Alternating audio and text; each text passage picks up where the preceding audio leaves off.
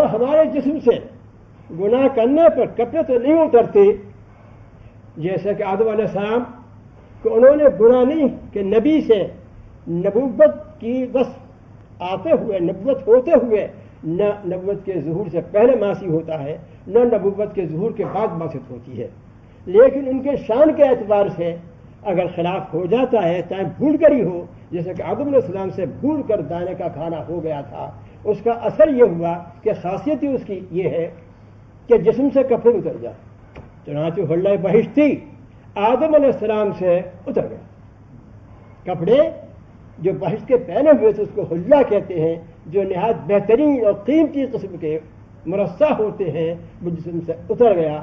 امت محمدیہ کے لیے، اور ہم اس مقام درجے کے ہیں بھی نہیں، اس کے لیے یہ تو نہیں ہے کہ گناہ کرے تو کپڑے اتر جائیں، لیکن اب دوسرا کپڑا اور ہے وہ اتر جاتا ہے۔ وہ کیا ہے؟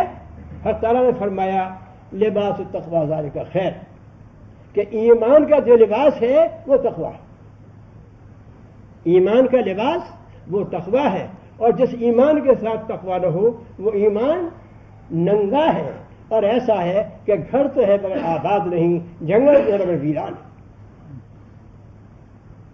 تو ایمان تو رہتا ہے، لیکن ایمان کا لباس جو کہ وہ تقویٰ ہے وہ ایمان سے نکل جاتا ہے، نہایت ہی کمزور مزمن قسم کا وہ ایمان بلا لباس کے رہ جاتا ہے۔ اور آپ دیکھ لیجئے گا کہ وہ جسم جس پر کے لباس نہ ہو وہ کیا اچھا ہے۔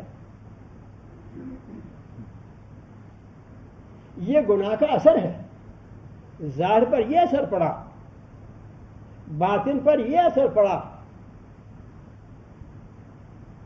تو اللہ تعالیٰ فرماتے ہیں کیا تم ایسے برے اثرات کو قائم رکھنا پسند کرتے ہو؟ کیا جواب دیا جائے گا؟ ہرگز نہیں، ایسا نہیں ہے۔ جب ایسا نہیں ہے تو گناہوں کا یہ اثر ہوا، اور اس اثر کے دور کرنے کے لیے جس کو مدافع کہتے ہیں وہ توبہ ہے۔